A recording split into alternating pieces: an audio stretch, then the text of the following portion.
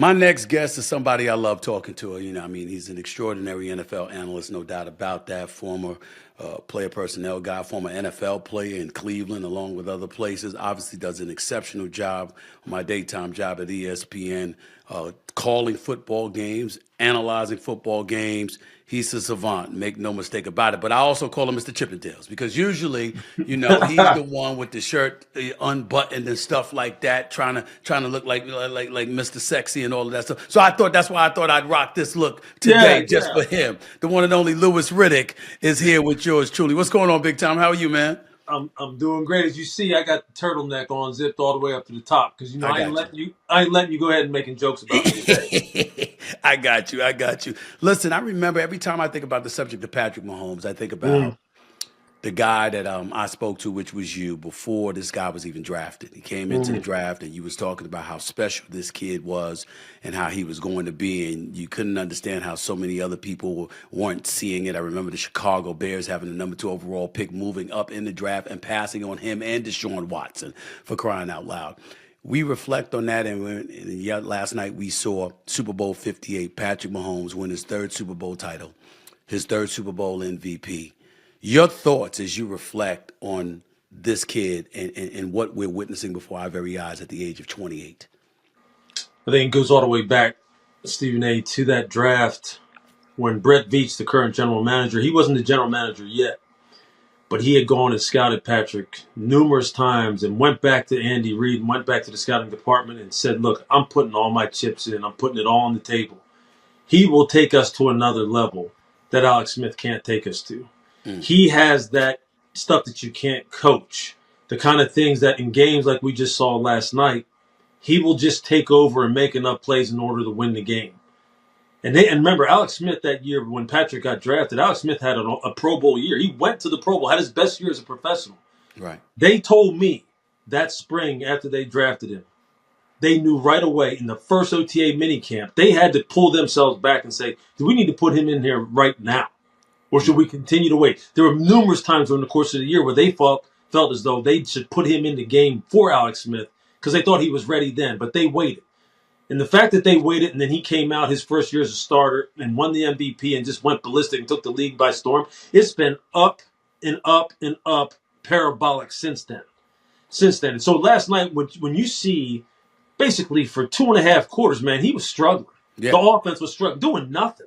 Right. But what wound up happening was since San Francisco wouldn't put them away, he was like, you know what? Eventually, I'm going to figure this out. Defense, just keep me in there and I'll figure it out. I'll make enough plays to Travis Kelce. I'll make enough plays on 4th and 1 on an RPO and I'll do it myself.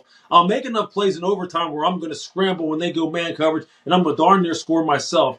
And then I'm going to wind up calling the play the same way that we beat Philadelphia a year ago. I'm going to use the same play and I'm going to beat you, San Francisco.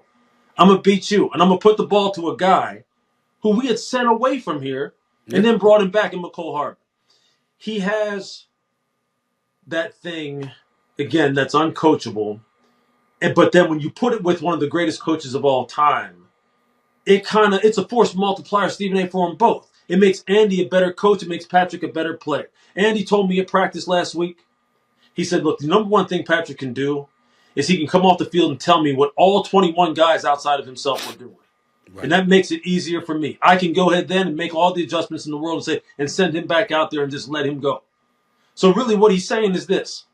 He's got the mind of the greats of all time like Tom Brady, but he's got skill that is infinitely more than what they are.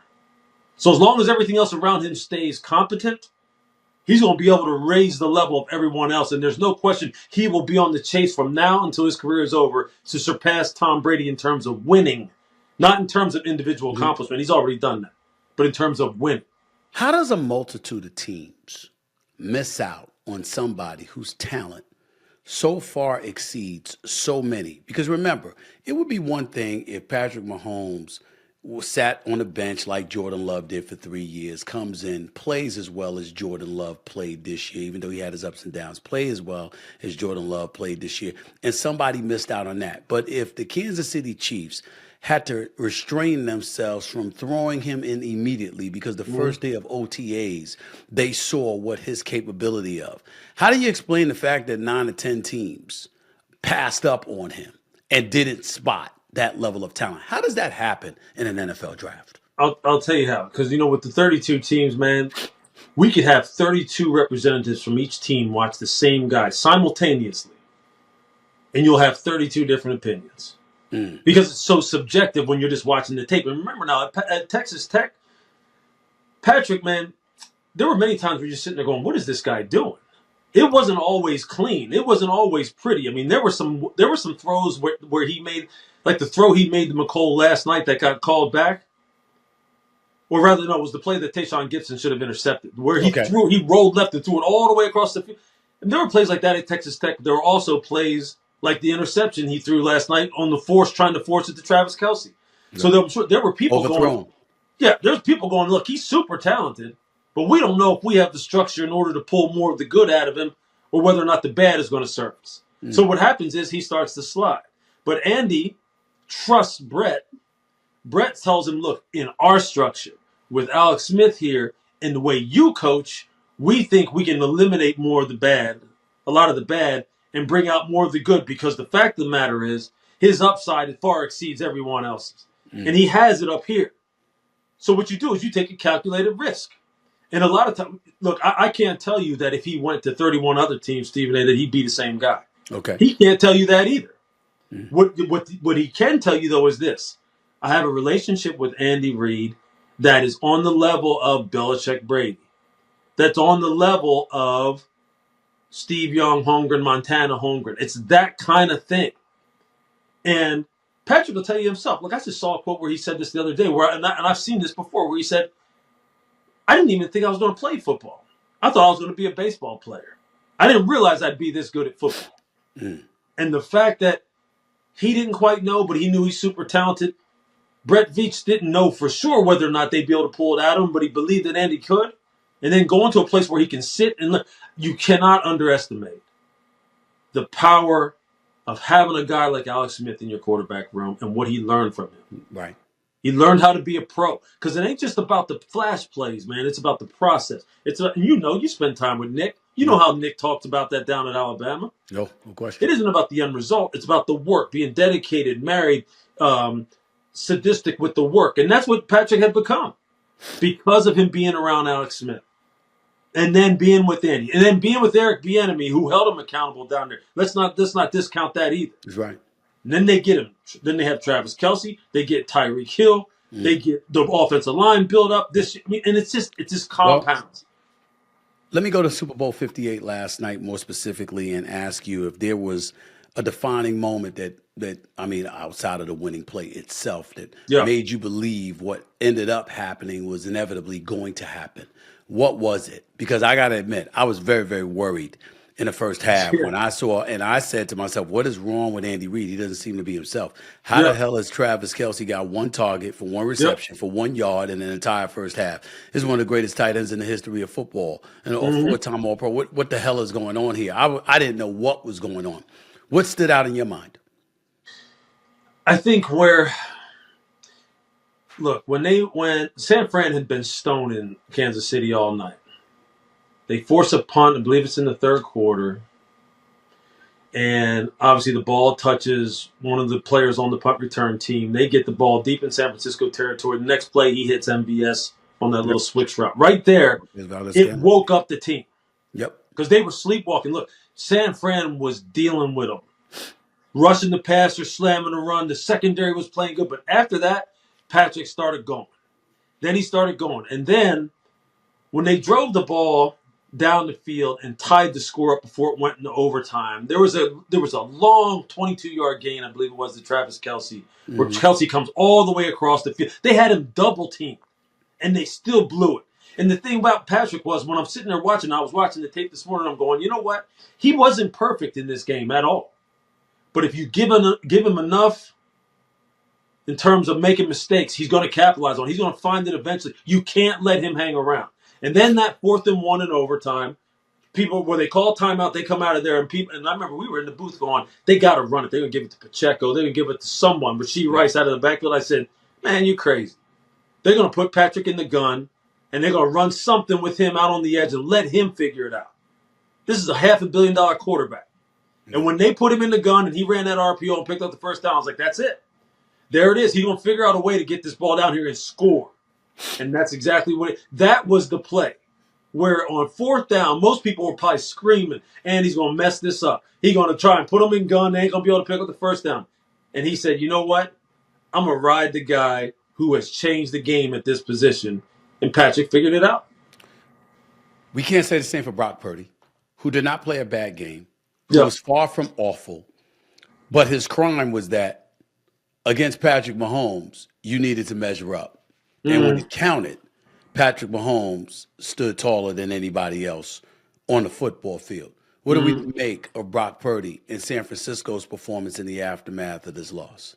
Well, I'll tell you what. There's no question. Coming out in the second half, they think they went 3 straight 3-and-outs. Yes. Couldn't move the ball. They weren't running it. They kept trying to throw it. He had a first down for a quarter. Right. But what wound up happening was he wound up getting them in a position to win the football game, okay, where he didn't have the ball last. Now, I will say this. In that overtime drive, where they had to settle for the field goal, they had bad miscommunication on the offensive line where they turned Chris Jones scot-free. Yep. Scot-free. He has 2 guys wide open. He has Jawan Jennings wide open. He has Brandon Ayuk wide open. Didn't have time to get it to him. And couldn't get it to him, exactly. So I'm sitting there going, and I know he's going to make them throws. He was making them all night. But they turned loose their best defensive player. So therefore, they have to kick the field goal, and then they can't get off the field. In overtime, they can't get off the field. So what I sat there and I thought was this. Is this really about Brock not measuring up? Is it about breakdowns around him? There's enough blame to go around for San Francisco. I just said earlier today, they're going to be haunted by this game forever. They should have won that game. Mm-hmm. They should have won that game. And I'm not going to sit here and say Brock didn't measure up to Patrick, but I will say this. Patrick figured out a way to win it in crunch time, aided by the fact that San Francisco played good for about 90% of that game, good enough to win it. Mm-hmm. And in crunch time, they folded. They folded. And well, listen, you couldn't get Kansas City. You couldn't keep Kansas City off the field because all you needed was a first down. You get a first down, you run out the clock. You San Francisco, you win the Super Bowl championship. They couldn't do it. Yeah, well, I mean, in overtime, you see, look, okay, so let's put it this way. In overtime, why did Kyle take the ball first? Right. That was my next question. How are the players talking about now they didn't know the rules in overtime? They didn't know the rules. How is that? Why wouldn't you give it to Patrick first and make them have to score a touchdown? And then you have the choice to then go back and say, hey, look, now, not only can we score, do we need to score? 2-point conversion. And a 2-point conversion. We know exactly what we need to do. Right. Why wouldn't you do that?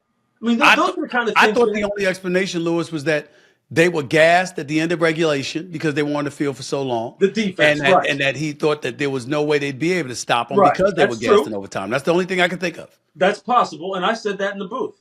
But for his players to come out and say, look, we never really even discussed this and went over this. Wow. We didn't even know. And then you have Chris Jones talking about the fact that we've been repping this since training camp. Right. This perfect scenario. Man, I'm telling you what.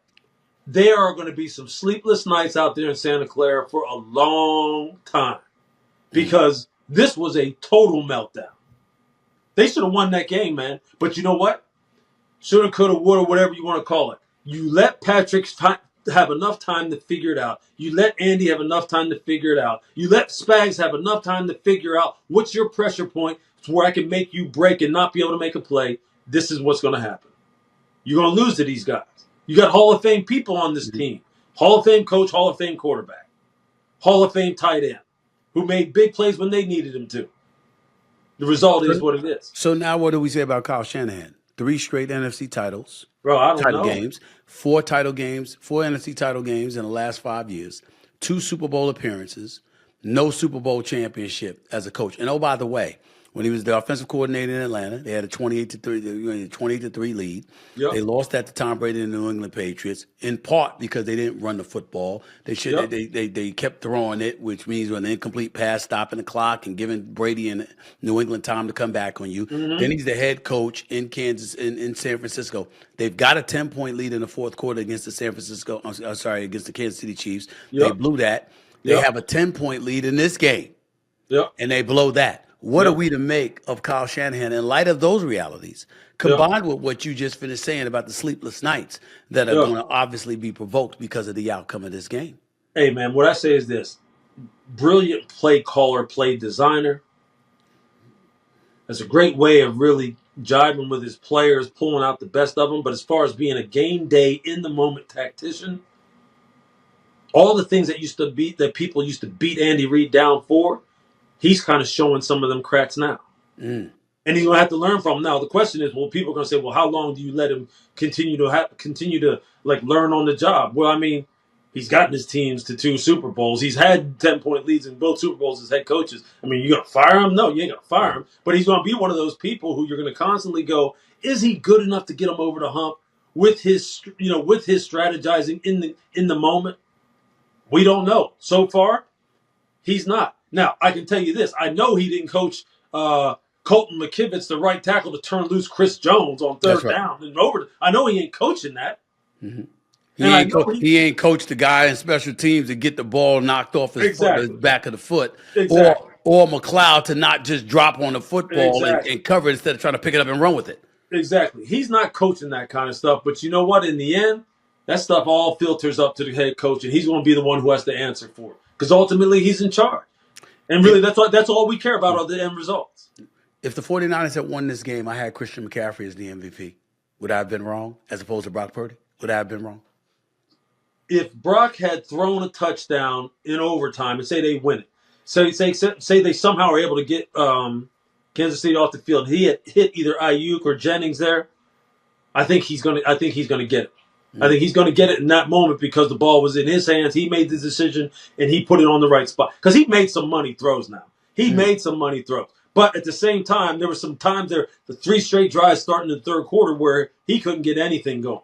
Spags had him and had their pressure packages dialed up. But I think simply because the ball would have been in his hands in the last moments of the game and it would have been the deciding points, I think he would have got it. Just a couple more questions before I let you get on out of here. Louis Riddick right here with Stephen A. Smith. I got to ask you this. When I look at Kansas City, and I Yep. said this on numerous occasions over the last week, although I picked Kansas City to win, and I'm not surprised at all that Patrick Mahomes is the MVP, Mm-hmm. I said to myself it would actually be better for the game of football if San Francisco won Yeah. because there's somebody to knock off Kansas City. Mm-hmm. We know they lost to Brady a couple of years ago in Tampa Bay when he had no offensive line. He was running for his Mm-hmm. life. He spent Super Bowl running for his life. Mm-hmm. But for the most part, obviously, it's 3 Super Bowl titles in 5 years. We know what Patrick Mahomes, Travis Kelce, and the crew bring to the table. I said, if San Francisco beats them, then you've got somebody in Purdy with Debo, with Christian McCaffrey, with Kyle Shanahan that obviously slayed the dragon. Yeah. If you don't have that, where do you go from here? They're young, Kansas City I'm talking about. They're young, they're physical defensively. They've got athletes. They put a hat on you. They're Mm-hmm. exceptionally well coached by Steve Spagnuolo. And then on Mm-hmm. the offensive side of the ball, they spent the season leading the league in drop passes, and you still end up winning the Super Bowl championship without a Tyreek Hill, Yeah. without the luxury of a guy that helped you win a Super Bowl before, or somebody literally like DeAndre Hopkins or somebody else. You don't have those dudes, and you still win the Super Bowl. What hope is there for the National Football League? I know it's parity. I know that it's competitive. Any given Sunday, Mm-hmm. injuries can happen, but all things being equal in terms of health. Yeah. What hope is there that somebody's going to knock off Patrick Mahomes and Travis Kelce and these boys the way they're looking? Yeah. It's gonna come down to look. The thing that will give other teams a lot of hope is if Andy were to retire or leave in the next 2-3 years, I don't think he's to doing that. something, God forbid, I don't even want to say, but Yeah. somehow 15 ain't on the field. Right.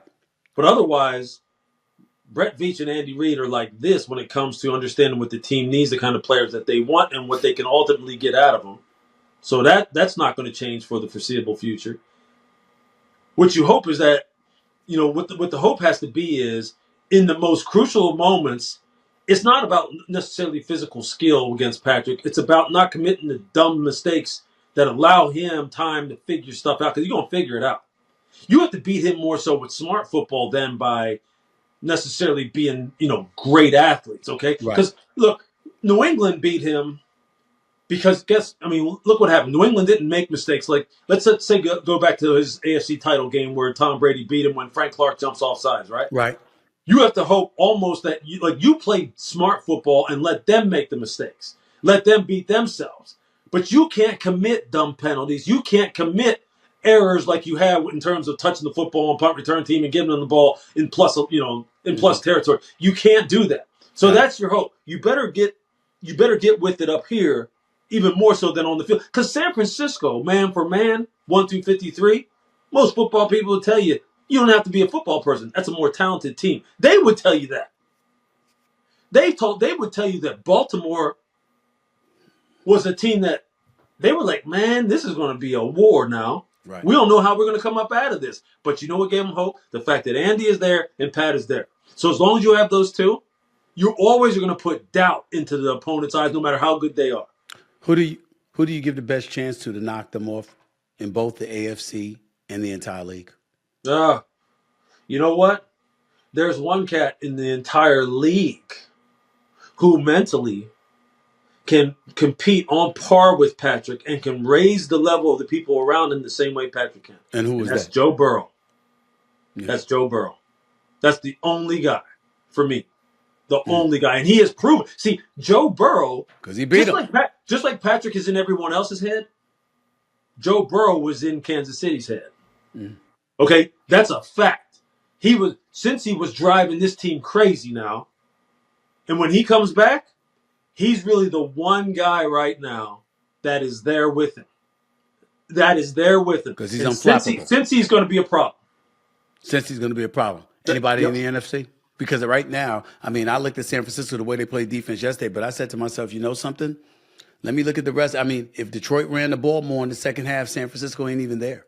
Yeah, that's true. Matthew Stafford. I'm not willing to tell you that Brock Purdy is better than Matthew Stafford and Right, Puka Nacua. I mean, and the stud that he's proven to be just as a rookie. I mean, I think the Rams have a tremendous upside. I'm wondering about teams in the NFC. Anybody in the NFC? Oh yeah. Look, Detroit will take another leg up. They will. Detroit's going to be there for a while now, and don't count San Francisco out. Because Purdy came back from an injury that no other quarterback has ever come from as a second-year Mr. Irrelevant guy. Right. You think he's not going to continue to get better? He hasn't plateaued. He's going to get better. San Fran will continue to be there. John Lynch and them are too good as far as finding players. Detroit is going to be there. And the Rams, look, I was texting with Sean McVay the other day. He was like, man, this is killing me not being in this game. Right. And you know they're going to be exceptionally well coached too. So yeah, there's a couple teams in it in the NFC. There's a couple teams in it in the AFC. But Joe Burrow, it's not like they're in it. They're right there. They're right there with KC, and they can beat them at any. That's the only team that I feel as though that quarterback is saying, hey, yo, for what you do, I can do. For what you do, I can do. And I'll tell you who Kansas City fears. Kansas City fears Buffalo. I was getting ready to bring up Josh Allen. Kansas City fears Buffalo because they say, the people down there will tell you that Josh Allen scares them, man. They know that they cannot, like Patrick has to raise it like to another level because of what Josh Allen can do. Well, my last question to you is, you didn't say the league MVP, Lamar Jackson. You know what? I'm talking about like right now. Okay, so, and you know I love Lamar. Yeah. Okay? I'm wondering, look, here's the next level for Lamar, right?